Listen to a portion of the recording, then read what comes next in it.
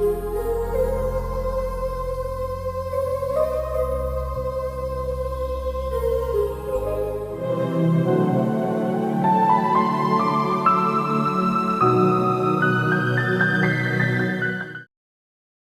സുവിശേഷം 24-ാം അധ്യായം 13-ാമത്തെ വാക്യം.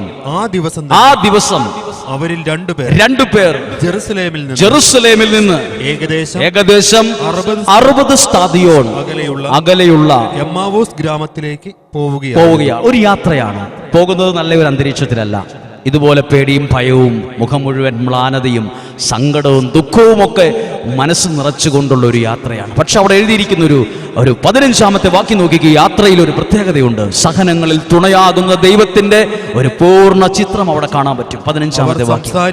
അവർ സംസാരിക്കുകയും വാദിക്കുകയും ചെയ്തുകൊണ്ട് പോകുമ്പോൾ യേശുവും അടുത്തെത്തി. ആ വാക്ക് രണ്ട് പ്രധാനപ്പെട്ടതാണ്. അടുത്തെത്തി. അടുത്ത വാക്ക് അവരോടൊപ്പം യാത്ര. രണ്ട് വാക്കുകൾ മറക്കരുത്. ഒരു പേനയുണ്ടെങ്കിൽ ജസ്റ്റ് വരച്ചു വെക്കൂ. അടുത്തെത്തി, അവരോടൊപ്പം. അടുത്തെത്തി, അവരോടൊപ്പം. ഇത് പ്രധാനപ്പെട്ടതല്ലേ? ജീവിതത്തിന്റെ പ്രതിസന്ധിയിൽ വാദിച്ചും പല കാര്യങ്ങളെക്കുറിച്ച് അഭിപ്രായ വ്യത്യാസങ്ങളും സങ്കടവും വിഷമവും ഒക്കെ ഉള്ള ഒരു സാഹചര്യത്തിൽ പോകുമ്പോൾ യേശുവോ ദൂരെ ഒരു കാഴ്ചക്കാരനായി നോക്കി നിന്നു എന്നല്ല, അവരുടെ അടുത്തെത്തി. നിങ്ങളുടെ അടുത്തെത്തുന്ന ഒരു ദൈവമുണ്ട്.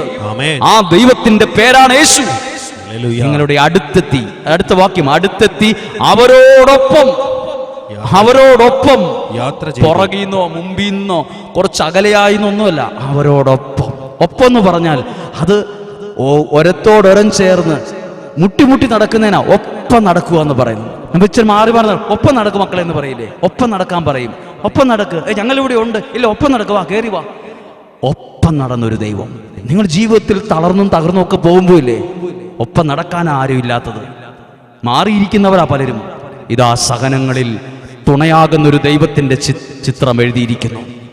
17-ാമത്തെ വാക്യം 18-ാമത്തെ വാക്യവും ഒക്കെ വായിക്കുമ്പോൾ മനസ്സിലാകും അവരുടെ മുഖം മ്ലാനവതരായിരുന്നു എന്ന്. അതാണ് 16-ാമത്തെ വാക്യം.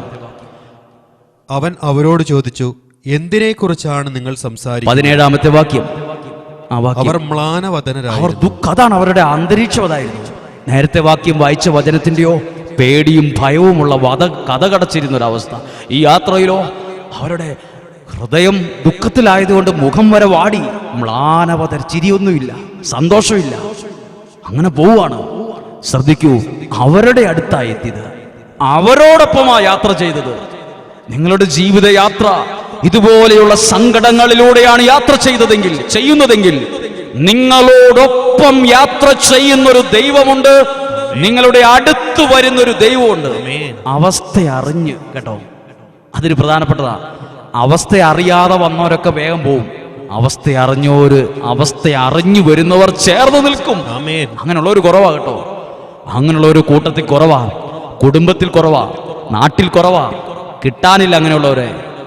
ദൈവം, അങ്ങനെ ഒരു ദൈവമുണ്ട്. അവസ്ഥ അറിഞ്ഞ് നിന്റെ ഒപ്പം നിൽക്കുന്നൊരു ദൈവം. നിന്റെ ഒപ്പം. അയ്യോ, ഇയാളുടെ കൂടെ നടക്കുന്ന നാണക്കേടാണ്, അയ്യോ ഇവരുടെ വീട്ടിൽ നിന്ന് ചേർന്ന് നിൽക്കുന്ന നാണക്കേടാ, ഇച്ചിരി മാറി നിന്നേക്കാം.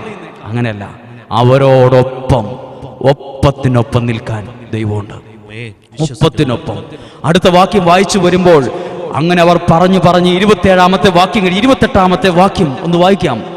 അവർ എത്തേണ്ടിയിരുന്ന ഗ്രാമത്തോട് നടന്ന് 60 സ്താദിയോട് ദൂരെ നടന്ന് എത്തേണ്ട സ്ഥലത്ത് എത്തി, അടുത്തെത്തി. അവനാകട്ടെ, ആ വാക്ക് ശ്രദ്ധിച്ചു കേൾക്കണം. ആ വാക്യത്തിനകത്ത് എന്തോ ഒരു പ്രത്യേകതയുണ്ട്. അവനാകട്ടെ, യേശു ആകട്ടെ, യാത്ര തുടരുകയാണെന്ന് ഭാവിച്ചു. അവിടെ ഒരു അഭിനയിച്ചു. ഭാവിച്ചു എന്ന് പറഞ്ഞാൽ അവർക്ക് പോകേണ്ട സമയമായി, അവരെത്തേണ്ട സ്ഥലത്തെത്തി, വീടെത്താറായി, അവർ ഉദ്ദേശിച്ച സ്ഥലം എത്താറായപ്പം യേശു ആകട്ടെ യാത്ര തുടരുകയാണ്, ഇനി മുന്നോട്ട് പോവുകയാണെന്ന് ഭാവിച്ചു. അങ്ങനെ ഭാവം മുഖത്ത് വന്നു. യേശു അവരുടെ കൂടെ പോകാൻ തയ്യാറാകാതെ നേരെ പോകാൻ ഭാവിച്ചു. അപ്പോൾ അവർ ചെയ്തത്, അവർ അവനെ നിർബന്ധിച്ചുകൊണ്ട് പറഞ്ഞു, ഞങ്ങളോടുകൂടെ താമസിക്കുക. അതാണ് ഈ വാക്യങ്ങളുടെ ഒരു പ്രധാനപ്പെട്ടത്. അവരുടെ ഒരു പ്രത്യേകത, ഇത്രയും നാൾ കൂടെ നടന്ന ദൈവത്തെ 60 സ്താദിയോൻ പ്രതിസന്ധിയിൽ മനസ്സ് കലങ്ങിയ അവസ്ഥ കൂടെ നിന്ന ദൈവത്തെ, കൂടെ നിന്ന ആളെ അവര് പറയാം നീ പോകരുത്. നിർബന്ധിച്ചുകൊണ്ട് പറഞ്ഞു, ഞങ്ങളോടൊത്ത് വസിക്കുക. ആമേൻ. ഇതാണ് നിങ്ങളും ഞാനും ചെയ്യേണ്ട. എന്തിനാ ഈ വചനം നിങ്ങളെ കേൾപ്പിക്കുന്നത്? കേവലം ഏതെങ്കിലും ഒരു അനുഗ്രഹം മേടിച്ച് യാത്ര പോകാനല്ല, ദൈവത്തെ കൂടെ നിർത്താൻ, ദൈവത്തെ നിർബന്ധിക്കണം. ദൈവമേ എന്റെ കൂടെ വസിക്കണം, എന്റെ കുടുംബത്തോടൊപ്പം നിൽക്കണം, എന്റെ സാഹചര്യം ഇതാണ്, പോകരുത്, എന്റെ കൂടെ വസിക്കണമെന്ന് അവർ പറഞ്ഞു നിർബന്ധിച്ചു. എന്നാ നീ പൊക്കോ, നിന്റെ യാത്ര നടക്കട്ടെ, ഞങ്ങൾ ഇവിടം വരെ ഉള്ളൂ എന്ന് സാധാരണ കേവലം മനുഷ്യരുടെ കൂട്ടിൽ നിന്ന് പിരിഞ്ഞ് നമ്മൾ അവരവരുടെ ഭവനങ്ങളിലേക്ക് പോകുമ്പോൾ പറയില്ലേ, എന്നാ ഞാൻ ശരി എന്നാ ഗുഡ് നൈറ്റ് എന്ന് പറഞ്ഞു പോകില്ലേ? അങ്ങനെ ഒരു യാത്രയായപ്പോൾ ഇത് അവര് പറഞ്ഞു നീ പോകരുത്. അവർ അവനെ നിർബന്ധിച്ചു പറഞ്ഞു പോകരുത്. നിർബന്ധിച്ചു, വെറുതെ പറഞ്ഞു പോകരുന്നല്ല, നിർബന്ധിച്ചു പറഞ്ഞു പോകരുത്. എന്ത് പറഞ്ഞു? ഞങ്ങളോടുകൂടെ താമസിക്കുക. നേരം വൈകി, പകൽ അസ്തമിക്കാറായി. അവൻ ആ ക്ഷണം അങ്ങ് സ്വീകരിച്ചു. ഇന്നും അങ്ങനെയാണ്. അന്ന് അങ്ങനെയായിരുന്നെങ്കിൽ ഇന്നും ഇങ്ങനെയാണ്. നമ്മൾ ദൈവമേ എന്നെ ഉപേക്ഷിച്ച് പോകരുത്, എന്റെ ഭവനത്തെ തള്ളിക്കളയരുത്, എന്റെ പ്രാർത്ഥന ഉപേക്ഷിക്കരുത്, എന്നെ കളഞ്ഞു പോകരുത് എന്ന് പ്രാർത്ഥിക്കുമ്പോൾ അവൻ നിന്റെ ക്ഷണം സ്വീകരിച്ച് നിന്റെ കൂടെ നിൽക്കും, ഒപ്പം നിൽക്കും. അങ്ങനെ ഒരു നല്ല ദൈവത്തെയാണ് ഈ ദൈവവചനം പരിചയപ്പെടുത്തുന്നത്. ഒപ്പം നിന്നു. ഇനി അടുത്ത വാക്യം, 20-ാമത്തെ വാക്യം. അവരോടൊപ്പം ഭക്ഷണത്തിനിരുന്നപ്പോൾ അവൻ അപ്പമെടുത്ത് ആശീർവദിച്ച് മുറിച്ച് അവർക്ക് കൊടുത്തു. അവിടെ ഒരു ശുശ്രൂഷ നടക്കുവാണ്. അപ്പം മുറിച്ചു കൊടുത്തു. അടുത്ത വാക്യം, അപ്പോൾ അവരുടെ കണ്ണുകളെ തുറന്നു. ഇനി ഒരു കാര്യം ശ്രദ്ധിക്കാനുണ്ട്. അപ്പം മുറിച്ചു കൊടുത്തു. അപ്പം മുറിച്ചു കൊടുത്താണ് അവരുടെ കണ്ണുകളെ തുറന്നത്, ജീവിതത്തെ തുറന്നത്, ജീവിതത്തെ അനുഗ്രഹിച്ചത്. ഇന്ന് അപ്പത്തിന് പകരം ഇപ്പോൾ ഈ വചനം കേട്ടുകൊണ്ടിരിക്കുന്ന നിങ്ങൾക്ക് ദൈവം മുറിച്ചു തരുന്നത് ദൈവത്തിന്റെ വചനമാണ്. ദൈവത്തിന്റെ വചനം മുറിച്ചു തരുന്ന സമയമാണിത്. ദൈവത്തിന്റെ വചനം അപ്പം കണക്കെ വചനം പറഞ്ഞും പ്രസംഗിച്ചും പ്രഭാഷണത്തിലൂടെയും മുറിച്ച് നിങ്ങളുടെ നേരെ നീട്ടി. അവിടെ ഒരു പ്രത്യേക ഒരു അന്തരീക്ഷമുണ്ട്. അപ്പം മുറിച്ച് അവരുടെ നേരെ നീട്ടി. ഇതുപോലെ ദൈവവചനം മുറിച്ച് അത് പ്രസംഗത്തിലൂടെ പാട്ടിലൂടെ നിങ്ങളുടെ നേരെ നീട്ടുന്ന സമയമാണിത്. അവിടെ ഒരു പ്രത്യേകതയുണ്ട്. അവർ തിരസ്കരിച്ചോ അത് സ്വീകരിച്ചോ എന്ന്. അവർ അത് സ്വീകരിച്ചു എന്ന് വ്യക്തമാണ് ആ വാക്യത്തിൽ. അവർ അവനെ തിരിച്ചറിഞ്ഞു. അവരവനെ കണ്ണുകൾ തുറന്നു. ഈ അപ്പം അവരുടെ നേരെ നീട്ടിയപ്പം അവർ അവനെ തിരിച്ചറിഞ്ഞു. അവരുടെ കണ്ണുകൾ തുറന്നു. ജീവിതത്തിന്റെ സാഹചര്യങ്ങൾ മാറി. പ്രിയപ്പെട്ടവരെ, ഇതാ ദൈവവചനം മുറിച്ചു നൽകുന്ന സമയം നിങ്ങളുടെ നേരെ നീട്ടി. സുഹൃത്തെ, കുഞ്ഞെ, ഇതാ ദൈവത്തിന്റെ വചനം, ഇതാ ദൈവത്തിന്റെ വചനം നിന്നോട് സംസാരിക്കുന്നു. ഇതാ ദൈവത്തിന്റെ വചനം നിന്നോട് നിന്റെ നേരെ നീട്ടിയിട്ട് ദൈവം പറയുന്നു, ഇതാ ദൈവത്തിന്റെ വചനം സ്വീകരിക്ക് എന്ന് പറഞ്ഞുകൊണ്ട് മുറിച്ചു തരുന്ന ഈ സമയം എന്താണ്? ഇത് ദൈവത്തിന്റെ വചനം മുറിച്ച് പ്രിയപ്പെട്ടവരായ നിങ്ങളുടെ കൈകളിൽ എത്തിക്കുന്ന സമയമാണ്. ഇതുപോലെ തന്നെയാണ് നിങ്ങൾക്കും. നിങ്ങൾ ദൈവവചനം കാണുന്നു, അത് സ്വീകരിക്കുന്നു, അത് വിശ്വാസത്തോടെ നിങ്ങളുടെ സുഹൃത്തുക്കൾക്കും കുടുംബക്കാർക്കും ബന്ധുക്കൾക്കൊക്കെ അത് നിങ്ങൾ ഷെയർ ചെയ്യുമ്പോൾ ആ വചനം മുറിച്ചു കൊടുക്കുന്ന വലിയ ശുശ്രൂഷയാണ് നിങ്ങളുടെ കൈകളിലൂടെ ദൈവം ചെയ്യുന്നത്. അനേകരുടെ കണ്ണു തുറക്കാൻ നിങ്ങളുടെ കൈകളെ ദൈവം ചിലപ്പോൾ പ്രയോജനപ്പെടുത്തും.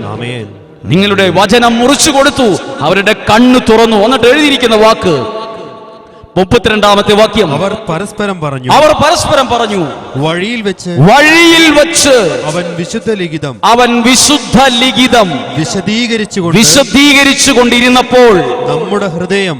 അതാ ഇവിടെ ഒരു കാര്യമുണ്ട്. 60 സ്താദിയോൻ ദൂരെ യാത്ര ചെയ്ത അവരോട് ഈ കൂടെ നടന്നയാള് പറഞ്ഞുകൊണ്ടിരുന്ന ലോക വിവരങ്ങളല്ല, നാട്ടുവിശേഷങ്ങളല്ല. അവിടെ എഴുതിയിട്ടുണ്ട്, അവൻ നമ്മളോടുകൂടെ ഇരുന്ന് വിശുദ്ധ ലിഖിതങ്ങൾ വ്യാഖ്യാനിച്ചു തന്നപ്പോൾ, അപ്പോൾ കൂടെ നടന്ന സമയത്ത് മനസ്സ് പേടിയും മുഖം മ്ലാനവതരിരുന്ന് അവരെ ബലപ്പെടുത്തിയത്, യേശു പോലും കൂടെ നിന്ന് ബലപ്പെടുത്തിയത് ദൈവത്തിന്റെ വചനങ്ങൾ, ലിഖിതങ്ങൾ പറഞ്ഞു കൊടുത്തുകൊണ്ടാണ്. അവര് പറയുവാണ്, അവൻ നമ്മളോട് വിശുദ്ധ ലിഖിതങ്ങൾ വ്യാഖ്യാനിച്ച് തന്നുകൊണ്ടിരുന്നപ്പോൾ നമ്മുടെ ഹൃദയം ജ്വലിച്ചിരുന്നില്ലേ? കെട്ടുപോയ നമ്മുടെ മനസ്സ്, തളർന്നുപോയ നമ്മുടെ മനസ്സിനെ എഴുന്നേൽപ്പിച്ചത് അവന്റെ വാക്കുകളല്ലേ? ഇന്നും അങ്ങനെയാണ്. നിങ്ങളുടെ യാത്രയിൽ നിങ്ങളെ ജ്വലിപ്പിക്കുന്നത്, നിങ്ങളുടെ മനസ്സിനെ, ശരീരത്തെ, ആത്മാവിനെ എഴുന്നേൽപ്പിക്കുന്നത്, ബലപ്പെടുത്തുന്നത് ദൈവത്തിന്റെ വചനമാണ്. യേശു പോലും തളർന്ന അവരെ 60 സ്ഥാദിയോൻ കൂടെ നടന്ന് വിശുദ്ധ ലിഖിതങ്ങൾ പറഞ്ഞു കൊടുത്തുകൊണ്ട് അവരെ എഴുന്നേൽപ്പിച്ചു. അവരുടെ കണ്ണു തുറന്നു, അവർ യേശുവിനെ തിരിച്ചറിഞ്ഞു. പ്രിയപ്പെട്ടവരെ, ഇതിനുള്ള സമയമാണിത്. എന്തിനാണ് ഈ വചനം കേൾപ്പിക്കുന്നത്? എന്തിനാണ് ഈ വചനം കേൾപ്പിക്കുന്നത്? ദൈവം എന്തിനാണ് ഇങ്ങനെ ഒരു അവസരം തന്നത്? എന്തിനാണ് നിങ്ങളെ ഇത് കേൾപ്പിക്കുന്നത്?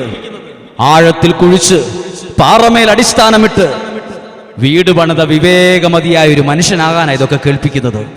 എന്തേലും എങ്ങനെയേലും ജീവിക്കാനല്ല, എവിടെയേലും എപ്പോഴേലും എങ്ങനെയേലും ഒക്കെ പോകാനുമല്ല. ആഴത്തിൽ ഒരു കുഴി കുഴിക്കാൻ, പാറമേൽ ഒരു അടിസ്ഥാനമിടാൻ, അങ്ങനെ നല്ലൊരു അടിസ്ഥാനമിട്ടൊരു ഭവനം പണിയാനാണ് നിങ്ങളെ ഈ വചനം കേൾപ്പിക്കുന്നത്. കാറ്റു വന്നു, വലിയ മഴയുണ്ടായി, വലിയ പ്രതിസന്ധികളും പ്രതികൂലങ്ങളും ഉണ്ടായി. അതിനെ തകർക്കാൻ കഴിയാത്ത വിധം അത് ഉറപ്പുള്ളതായിരുന്നു.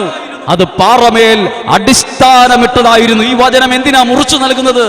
നിന്റെ നേരെ, നിന്റെ കുടുംബത്തിന് നേരെ, സുഹൃത്തെ, നിന്റെ നേരെ ഈ വചനം നീട്ടുന്നത് പാറമേൽ അടിസ്ഥാനമിട്ട് കാറ്റു വന്നാലും, പ്രതികൂലങ്ങൾ വന്നാലും, വെല്ലുവിളി വന്നാലും, ഒറ്റപ്പെടൽ വന്നാലും, നിരാശ വന്നാലും, നീ എന്ന നിന്റെ ജീവിതം, നിന്റെ കുടുംബ ജീവിതം, നിന്റെ ഭാവി ഒരു കാരണത്താലും തകർന്നു പോകാതിരിക്കാൻ നീ പാറമേൽ അടിസ്ഥാനം ഇടണമെന്ന് സ്വർഗത്തിലെ ദൈവം ആഗ്രഹിക്കുന്നത് കൊണ്ടാണ് ഈ വചനം നിനക്ക് മുറിച്ചു നൽകുന്നത്.